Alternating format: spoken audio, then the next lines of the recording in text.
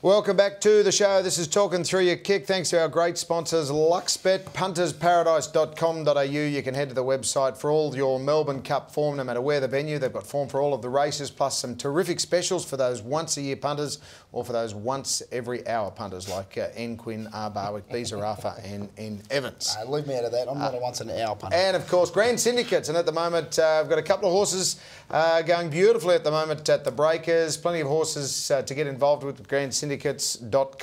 In fact, we enjoyed the function last night with the Grand Syndicate boys. Nice to get in touch and see the people who... They're going good. They're going enormous. Just starting up in Brisbane, went to the Patinack dispersal sale. Happy to get their hands on a couple of horses over the next few months. So get onto the website, pick and choose. There's a horse in Perth, there's one in Victoria and a couple in New South Wales. So plenty to look forward to in terms of Grand Syndicates and... owning a horse for just $1,000 and $6 a day. We've got fans everywhere. Working. Here is Adelaide Crow's superstar, one of the contenders in the NAB Rising Star Rookie of the Year award, young Sam Shaw. Looks like he's just stepped out of nursery school, but he's bowled up and said, "Russ, talking through your kick." And so there's a photo with the boys, little Rusty. That's definitely a head wobble. It must have been a huge thrill for him to meet you. Mate, I said to him, this is the high point of my day that you recognise us, because I knew there was someone out there that watched the show, and it's nice to meet the bloke. Mate, the Talking Through Your Kick PR machine, it's flying. It is flying. It was very, very funny out there, and the young boys, they treated me to a nice, refreshing ale and a bit of a chat. I'll say a quick hello to a young lady who collapsed on the floor in the stilettos, and the mobile phone just skidded down the bitumen like it was one of a puck on ice, and I retrieved it for her. Got this tweet as well, and I showed it to Brenty on Saturday morning. How about this bloke on Friday night had an all-up for 50 cents. The win in the first race at Moonee Valley, followed by 5 other horses during the course of the night.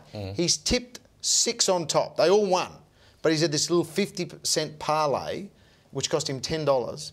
It worked out about $486, the value in the parlay for the 50 cents. If it was all up the win, it would have been about $486,000. It was just ridiculous. That's still a great bet, and he's turned his $10 into something, so you should be happy with that and not be greedy about what could have been. Well said. I can't the believe... first bit of common sense I've heard in 10 minutes. I cannot believe you actually said that. Any advice for Melbourne Cup Day for those people who are enthusiastically getting themselves ready for it? You've been to a few. Yeah, a few. Advice. Go even time early. Yeah. I'm not going to get into the, the one wine, one drink and all those... Didn't work. Anti-police... Seriously, didn't work. Police theories Someone spiked the water. Go even time. Don't be frightened to back a few in a race. Cut your bets down and spread it out through the field. The way I'm going to attack the Melbourne Cup itself is going to take a trifecta, probably spend $100 maybe.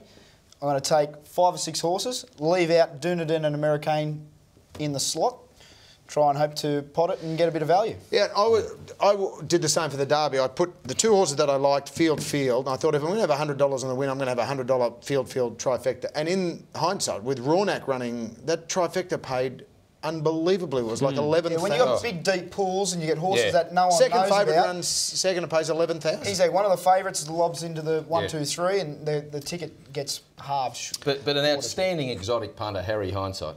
Just an outstanding punter. Well, we're trying to tell people before. I do notice. I've noticed here while we're looking at the Herald Sun that Nick Quinn's name's been left off the most important day of the year, and he. I want to know what. I've seen Serious Nick. What is it? And Funny Nick and Serious Nick and Under the Bridge Nick.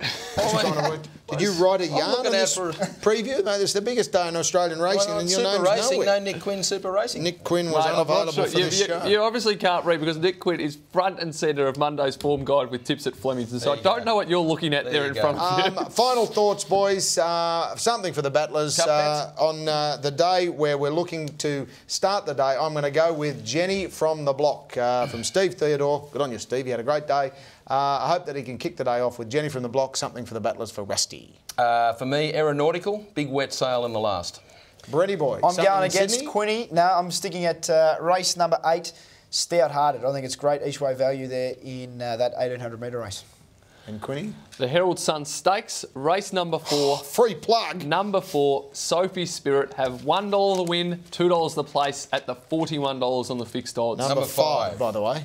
So did the Race form. 4, number 5. Race 4, number 5. I was going well Have a then. great Melbourne Cup. I hope everyone backs a winner or two and enjoy the day. And we look forward to seeing you next Monday for more of Talking Through Your Kick.